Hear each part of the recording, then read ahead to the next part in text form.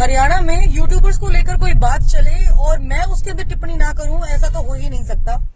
मैं अपने इंट्रोडक्शन से शुरुआत करती हूं। कुछ लोगों से मैं नई जुड़ी हूं, कुछ लोगों ने मुझे नया नया जानना शुरू किया है।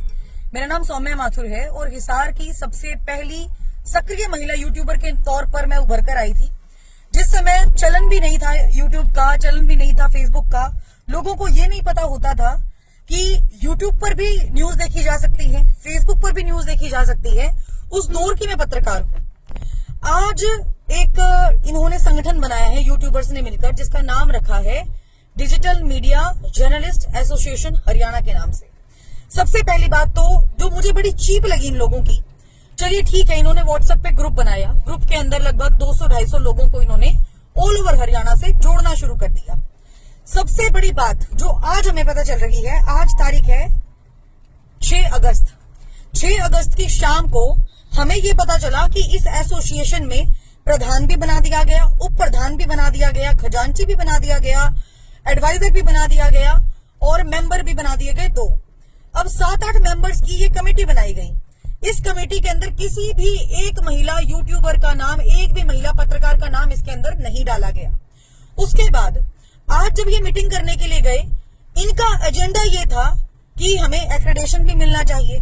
सरकार के द्वारा जो भी एडवर्टीजमेंट्स मेन स्ट्रीम मीडिया को दी जाती है, वो एडवर्टीजमेंट हम यूट्यूबर्स को भी दी जानी चाहिए। और कहीं ना कहीं इस बात में दो राय नहीं है कि सरकार और लोगों के बीच में हम एक ब्रिज का काम कर रहे हैं। हो सकता है कई लोगों को ये मेरी बात चुभ जाए, लेकिन जब से यूट्यूबर्स आए हैं, जब से फेसबुक पर चलाने वाले, अपने आप को पत्रकार कहने वाले लोग आए हैं, तब से नो डाउट लोगों के जो सोशली इश्यूज थे वो हम लोगों ने रेज किए हैं। आज के समय में मुझे सबसे चुभती हुई बात ये लगी कि इन लोगों ने प्रेसिडेंट और उप प्रधान बनाते हुए या फिर जो भी खजांची वगैरह बनाए, किसी की कोई भी राय नहीं ली, किसी की कोई भी राय नहीं ली। मैंने जैसी लिस्ट ओपन करके देखी तो मैंने उनसे बाकायदा सवाल किया। मैंने सवाल में ये पूछा कि ये संगठन तो आप लोगों ने बना दिया, उप प्रधान प्रधान का चयन किस प्रकार से किया गया, कृपया ये बताने का कष्ट करें। पहला सवाल। दूसरा सवाल मेरा ये था कि किसी महिला पत्रकार को कोई स्थान क्यों नहीं दिया गया है। गवर्नमेंट खुद 100 में से 75% आरक्षण अगर पुरुषों को देती है तो 35% महिलाओं को भी देती है। अगर हम लोग सरपंच की इलेक्शंस की बात करें तो 50% महिलाओं को अधिकार दिए गए थे कि महिलाएं सरपंच का इलेक्शन लड़ेंगी। उसके बावजूद भी इन लोगों ने ही अपनी एक धारणा बना ली, किसी भी महिला यूट्यूबर को स्थान ही नहीं दिया इन लोगों ने। उसके बाद कहते हैं जी हमें यूट्यूबर ना कहा जाए। यूट्यूबर ना कहा जाए तो क्या कहा जाए? हम लोग अपने आप को पत्रकार भी कहते हैं, हम अपने आप को यूट्यूबर भी कहते हैं। इसीलिए कहते हैं क्योंकि यूट्यूब के थ्रू जितना हमें पैसा मिल रहा है ना, शायद हमने जब मेन स्ट्रीम मीडिया में काम किया या फिर किसी प्रिंट मीडिया में काम किया, उतना पैसा हमें नहीं मिला। तो हमें यूट्यूबर कहलवाने पर गर्व महसूस होना चाहिए, ना कि ये सोचना चाहिए कि हमें तो लोग जो है क्रिटिसाइज कर रहे हैं। ये आइडेंटिटी है हमारी। हम लोग एक यूट्यूबर, एक फेसबुक या पत्रकार के तौर पर ही उभर कर लोगों के सामने आए थे। उसके बावजूद भी इनके द्वारा, मतलब कुछ ऐसे पत्रकारों के द्वारा लेकर जाया गया जो लोग 2-2, 3-3 हजार रुपए के अंदर कुछ भी लगाने को तैयार हो सकते हैं। एक बात एक हमारे साथी पत्रकार भी कहते हैं और मैं भी यही बात कहती हूँ कि जो पत्रकार चंद पैसों के अंदर किसी की भी जाकर एडवर्टाइजमेंट कर सकता है ना, वो चंद पैसों के अंदर बिक भी सकता है। मुझे बड़ी हैरानी हुई इस बात को लेकर कि चलिए ठीक है, इन्होंने ना 50,000 प्लस जो है जिन लोगों के 50,000 प्लस फॉलोवर्स हैं, उन्हीं को जो है पैनल में डाला जाएगा। दैट इज फाइन, ओके है रिपोर्ट, कोई दिक्कत नहीं है। उसके बाद हमारे एक साथी हैं जो आप लोगों को पता होगा, शायद आप लोगों ने K9 मीडिया का नाम भी सुना होगा, जिसके पत्रकार हैं अरुण कुमार। सबसे पहला मैटर उनके साथ हुआ कि उनको जो है किसी मैटर के अंदर पैसे लेते हुए पकड़ा गया, जिसकी वजह से अब वो जेल काट रहे हैं या फिर उसके अंदर जांच का विषय वो चीज चल रही है। दूसरी सबसे मेन बात कि जो संसार क्रांति के पत्रकार हैं करमू जी, उनके साथ ज्यादती की गई। ज्यादती किस बात की कि उनको घेर कर उनके ऊपर हमला भी किया गया। नो डाउट आप लोगों ने जाट आरक्षण में भी देखा होगा, आप लोगों ने किसान आंदोलन के दौरान भी देखा होगा कि किस प्रकार से हमला करके उनको मारने की कोशिश की गई। उसके बाद एक गांव में जब ये न्यूज बनाने के लिए गए तो वहां पर भी हमला करने की पूरी तैयारी थी। गनीमत ये रही कि 112 की गाड़ी उनके पीछे थी, तो वो लोग अपनी जान बचाकर आ गए। उसके बाद तीसरा इंसिडेंट जो मेरे साथ हुआ सिविल हॉस्पिटल के अंदर, बकायदा उस समय अगर कोई मेल पत्रकार वहां पर होता, कोई मेल यूट्यूबर वहां पर होता, तो हाथापाई तक की भी कंडीशन पैदा हो सकती थी। सिचुएशन ऐसी हो सकती थी कि किसी का निकलना बड़ा मुश्किल हो जाता। कई लोगों ने मुझे उसके अंदर क्रिटिसाइज किया कि तुम गलत हो। किसी ने मुझे कहा कि आप जो है वहां पर डरी नहीं, आपने बेबाक तरीके से बातें भी रखी। निष्पक्ष तौर पर जो एक पत्रकार की ड्यूटी है कि पक्ष विपक्ष की सारी खबरें इकट्ठा कर निष्पक्ष तौर पर दिखाना, वो ड्यूटी मैंने उसके अंदर निभाई। तो कई लोग मेरी तारीफ करने वाले भी मिले। लेकिन आज मैं बड़ी खफा हूं इस बात को लेकर कि जब इन लोगों ने कमेटी बना ही ली, तो बाकी 200-250 लोग जो इनके साथ इकट्ठा होकर गए थे, उनका फिर जाने का फायदा क्या हुआ?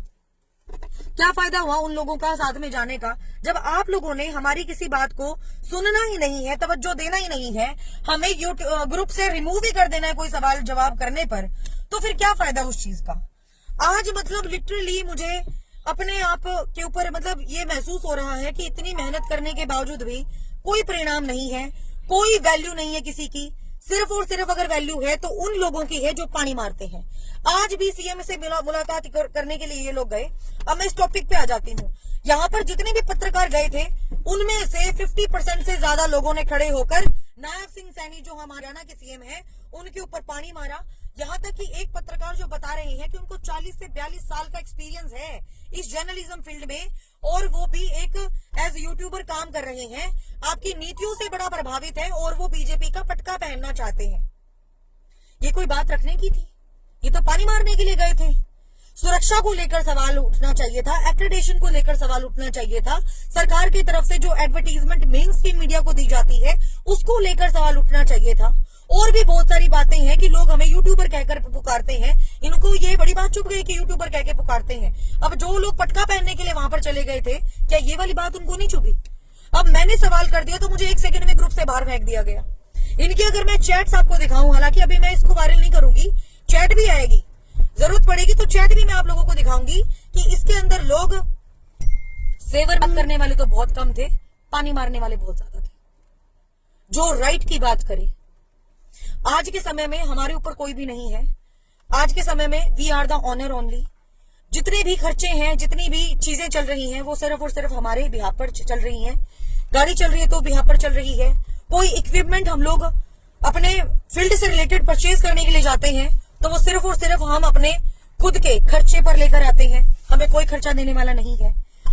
उसके बाद मतलब जो चीजें रखी जानी चाहिए थी आज की मीटिंग में, उस मीटिंग का जो एजेंडा था उसको ही पलट कर रख दिया इन्होंने, और उसके बाद संगठन बनाया पुरुष प्रधान पत्रकारों का, जिसमें किसी एक महिला को सम्मिलित ही नहीं किया गया। ये कहाँ का न्याय है? ये कहाँ की न्याय प्रणाली है? मुझे तो सच में समझ में नहीं आ रही इस बात को लेकर। जिन लोगों को सवाल पूछने का तरीका नहीं, जिन लोगों को ये नहीं पता कि निष्पक्ष पत्रकारिता क्या होती है, उनकी सिर्फ और सिर्फ फॉलोवर्स के बिहाफ पर उनको वहां पर इकट्ठा कर लिया गया। वहां पर इतनी भीड़ जमा कर ली गई, बात करने का किसी को तरीका नहीं, कोई तहजीब नहीं। ठीक है, सिर्फ एक ही पत्रकार वहां पर हर किसी को बांटता फिर रहा है कि हाँ तू प्रधान बन जा, तू खजांची बन जा, तू ये बन जा, तू वो बन जा है। और जहां पर ये मतलब एक कमेटी जब बनती है, जब संगठन कोई बनता है, रजिस्ट्रेशन होता है, बकायदा उसका जीएसटी नंबर लिया जाता है, कोई जीएसटी नंबर भी नहीं मिलेगा इस चीज का।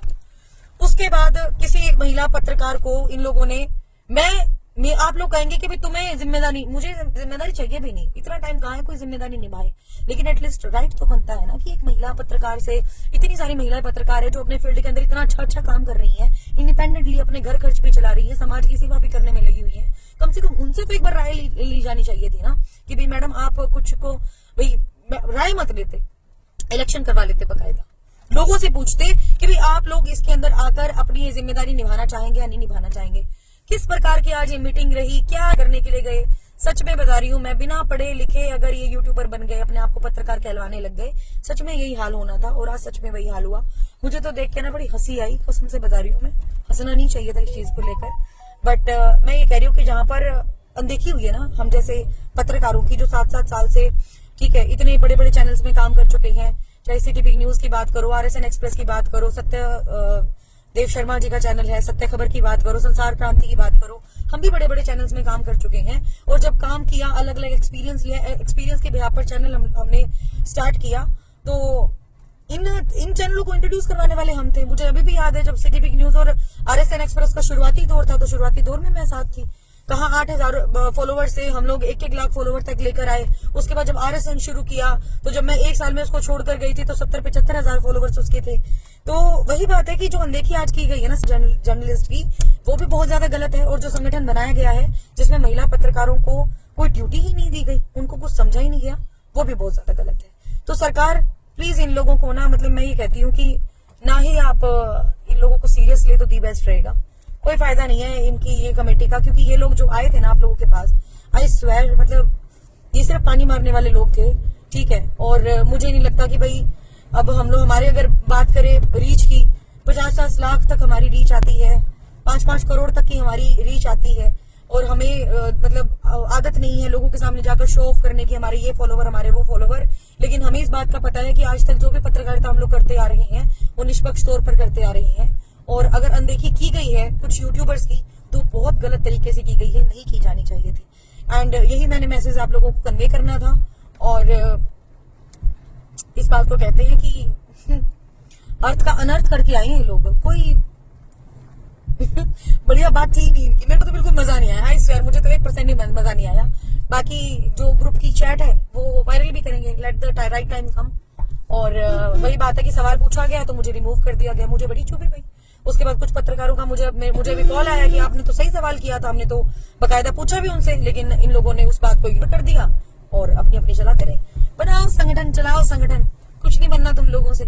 बाकी ठीक है, सरकार की तरफ से नीति बना दी जाए यूट्यूबर्स को लेकर, दी बेस्ट है, वेल एंड गुड है।